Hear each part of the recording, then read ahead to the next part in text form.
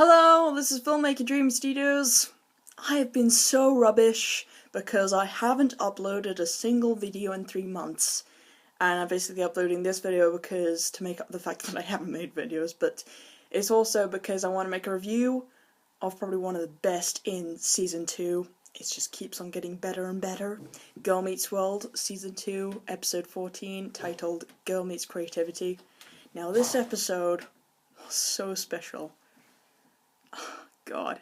Apart from Girl Meets Mr. Squirrels Goes to Washington, that was my favourite episode of Season 2. I'm seriously, oh my god. This episode was about the foursome finding out that art and music in their middle school is being cut by evil people, so they find creative ways to persuade the evil people to give it back. Spoiler alert, they get it back! The subject really hits home for me because I really kind of understand the idea of like art and music and creative stuff in schools being cut, especially in middle school, and that was a really such a good subject. Well done, writers. First of all, Maya. I loved her in this episode because I love how she was finally opening up about how she loves art and how she adores like standing up for what she believes in. I love the fact that we get to see what she is inside behind the barrier that she cuts up because she's too afraid to be hurt. I get emotional when I'm around talent. It's nice.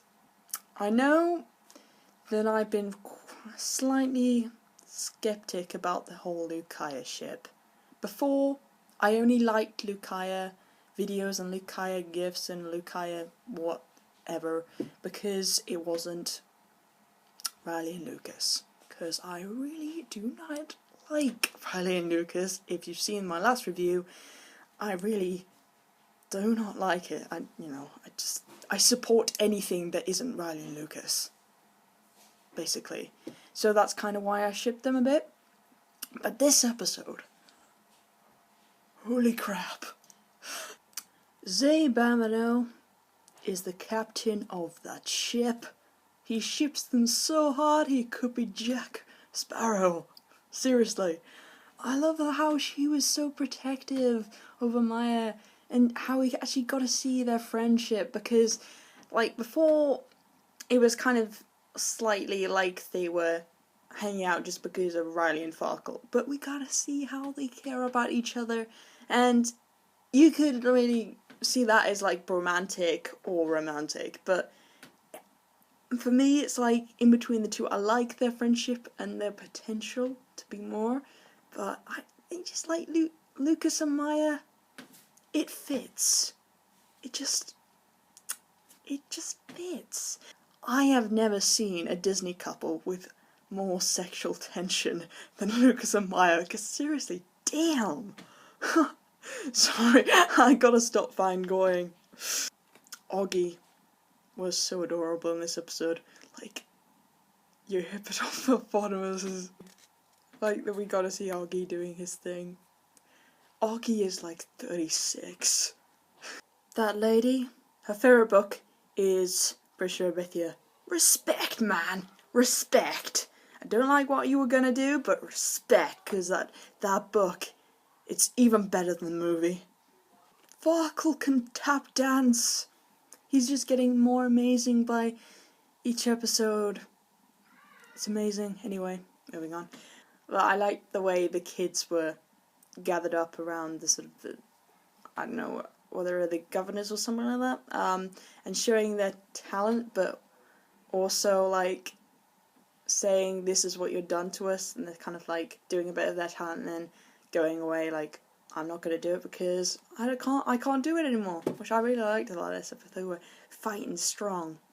I really like this Zay in this episode, not just because he's captain of the Lucaya ship, but the fact that we got to see like, oh my god, I do ballet, and he wasn't ashamed about it. Like, I like that we got to see like this not stereotypical gender roles in this episode, which is really cool. There's also this point, like he was describing this, how Lucas was telling him about his friends in Texas and what he was saying about the group, and he was saying to Maya, the blonde beauty, and she said, oh, Lucas talks about himself like that, and he said, he was talking about you.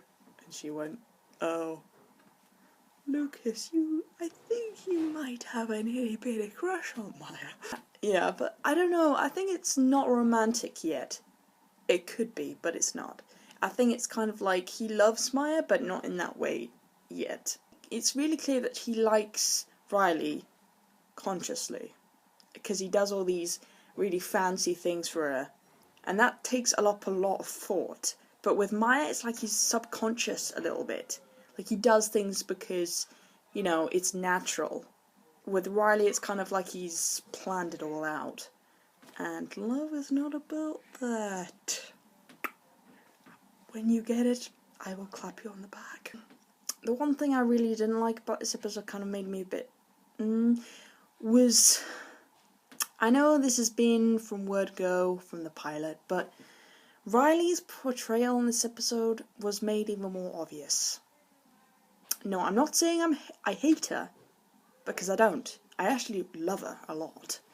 It's just that the way she was portrayed is kind of like she wasn't the main character. It was like a real Maya-centric episode. I mean, there's always going to be a character-centric episode, but I just feel like Maya gets more of them. And she's supposed to be Riley's best friend. She's supposed to be the sidekick. Now it seems like Riley's a sidekick, and she barely gets any character development. Rowan on Twitter, she's the one who plays Riley, was saying how Riley is a very strong character and people are just seeing the goofy side. Obviously, we know that Riley is a strong character, because it is plain obvious that she is. I mean, she's just like her dad. But we don't get to see that enough. Not like Maya. We just need to see more of that to have a real character development, rather than her being like Eric all the time. She is the Eric, but she needs character development as well to make the audience relate to her a little bit more. I kind of feel sad for her as well, because, like, the teachers and her dad, like, showcase her as some sort of dimwit. But she isn't. She's really smart. But it's like, there was this moment where the teacher was praising Maya for her artwork, and Riley made this comment about, oh, but that's because she has an awful life.